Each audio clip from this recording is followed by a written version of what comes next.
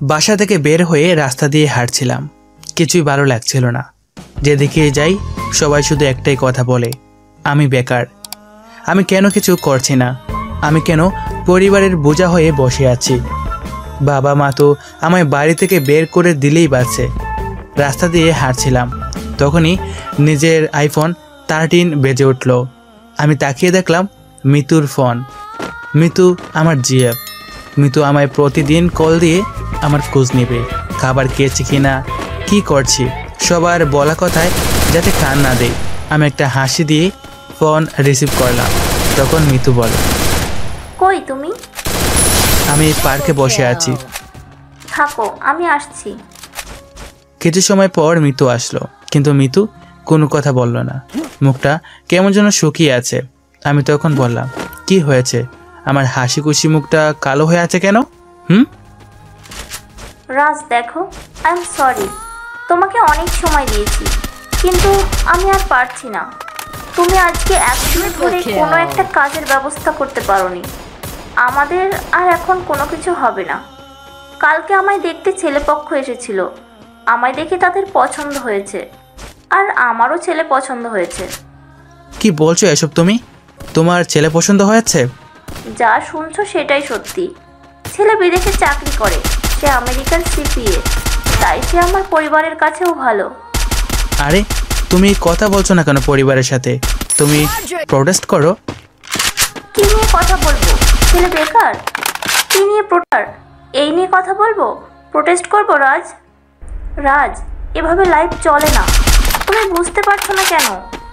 ও আচ্ছা, তাহলে তুমি বাবা মার সিদ্ধান্ত মেনে নেবে? আমার জন্য আর কোনো রাস্তা খোলা নেই রাজ। পারলে আমায় ক্ষমা করে দিও। আসি আমি। ভালো থেকো, সুখে থেকো। মিতু কথাগুলো বলে চলে যায়। রাজ তার চোখের কোণে জমা হওয়া জল মুছে আকাশের দিকে তাকিয়ে একটা দীর্ঘ শ্বাস ছেড়ে বাসার দিকে চলে যায়। রাজ বাসায় এসে বসে। এভাবে কেটে যায় 10 দিন। আজকে মিতুর বিয়ে।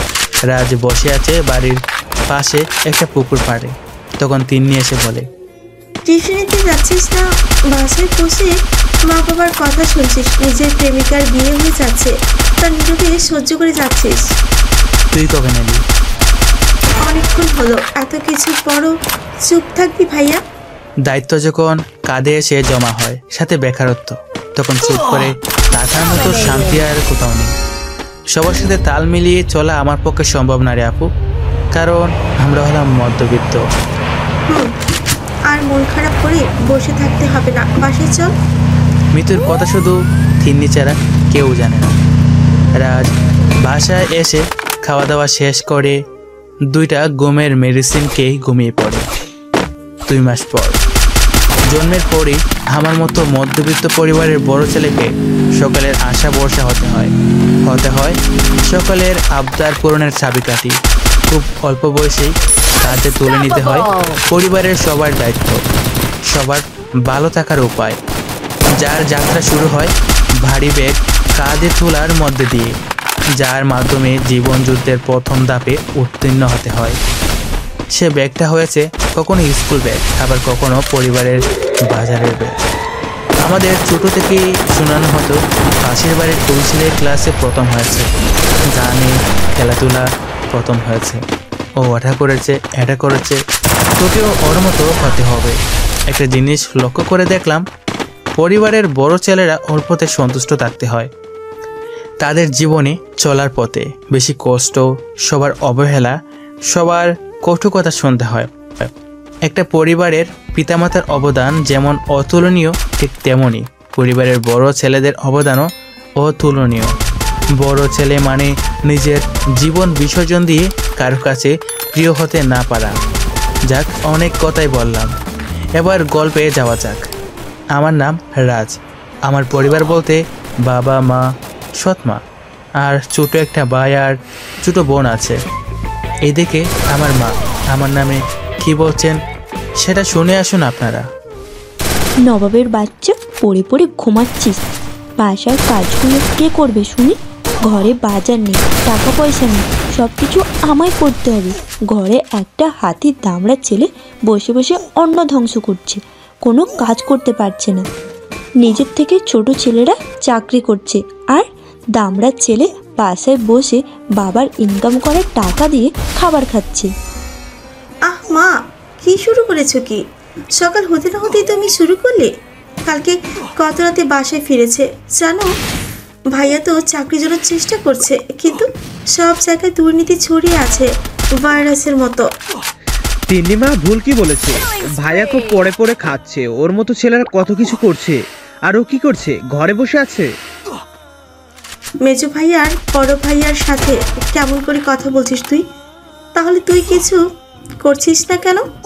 তোর বয়সী রাকেশও সেনাবাহিনীতে চাকরি করে, আর তুই? তিন্নি, তুই চুপ কর, রাতুল তো ঠিক বলছে। কি শুনলেন তো ওদের কথা? আমি ফ্রেশ হয়ে এসে খাবার টেবিলে বসে মাকে বললাম, মা খাবার দাও। খাবার নেই, পিস আছে, খাবি? দাও, খেয়ে নেই, তাহলে মুক্তি পাবো। রাজের কথা শুনে রাজের মা আর রাতুল সেখান থেকে চলে গেলেন। তিন্নি তার টেবিল ছেড়ে উঠে নাস্তা দিল রাজকে। রাজ কোনো কথা না বলে খাবার খেয়ে তিন্নির মাথায় হাত বুলিয়ে তার রুমে চলে যায়। রুমে গিয়ে তার ফাইল নিয়ে বেরিয়ে পড়ে, কারণ আজকে একটা ইন্টারভিউ আছে। তখন রাতুল তিন্নিকে বলে, তিন্নি, তুই কিন্তু বাড়াবাড়ি করছিস। সেটা আমি নিজে জানি আমি কি করছি। বাবা আসুক, তারপর দেখবি। রাতুল কথাটা বলে চলে যায় সেখান থেকে। রাজের বাবা একজন শিক্ষক ছিলেন, এখন অবসরপ্রাপ্ত। এই বাসার কেউ রাজকে ভালোবাসে না, রাজের ছোটো বোন তিন্নি ছাড়া। রাজের বাবা সৎমা রাজকে অনেক কটু কথা বলে, সাথে রাতুলও, তবুও রাজ কিছু বলে না। বিকেলবেলা রাস্তা দিয়ে হাঁটছি, এক হাতে আমার দীর্ঘ স্টুডেন্ট জীবনের অর্জন করা সকল ফাইল, আর এক হাতে জ্বলন্ত সিগারেট। জীবনে ভালো একটা চাকরি পাবার আশায় ভালো করে পড়াশোনা করলাম, ভালোভাবে সকল পরীক্ষায় লেটার মার্ক নিয়ে উত্তীর্ণ হলাম, কিন্তু চাকরি খোঁজার বেলায় আমি ফেল করলাম। মাস্টার্স শেষ করে বসে আছি আজ 1 বছর হলো, কিন্তু চাকরির পরীক্ষায় আমি অকৃতকার্য। আমার ফেল করার কারণ হলো আমি মধ্যবিত্ত পরিবারের ছেলে। আমার এত বড় অঙ্কের টাকা দিয়ে চাকরি পাওয়ার কোনো ক্ষমতা নেই। বাবার কর্মজীবন শেষ হয়ে গেছে, এখন বাবার মেডিকেল ভাতা আর ব্যাংকের কিছু টাকার ইন্টারেস্টে চলছি। গড়ে একটা ছোটো বোন আছে, তার বিয়ে দিতে হবে। ছোটো ভাই আছে, তার পড়াশোনা চালিয়ে নিয়ে যেতে হবে। কি করব কিছু বুঝতে পারছি না। এখন একটাই রাস্তা, আমি যদি একটা চাকরি পাই তাহলে সব কিছু ঠিক হয়ে যাবে। এসব চিন্তা করে হাঁটছিলাম, হঠাৎ অনুভব করলাম আমার হাতের সিগারেট শেষ হয়ে গেছে। সারা সিগারেটও শেষ হয়ে গেল। বাসায় যাওয়ার আগেই সব কিছুই আমার লক্ষ্যে পৌঁছানোর আগেই শেষ হয়ে যায়। এসব ভাবছি আর আনমনে হাঁটছি, হুট করে আমার ফোন বেজে ওঠে। আমি আমার গরিবের iPhone 13 বের করে দেখতে পেলাম আমার বন্ধু জনির কল রিসিভ করে বললাম, হ্যাঁ বন্ধু বল। ইন্টারভিউ কেমন হলো? হ্যাঁ ভালো হয়েছে, কিন্তু শেষে মিষ্টি দিতে বলেছে, যা দেওয়ার আমার সামর্থ্য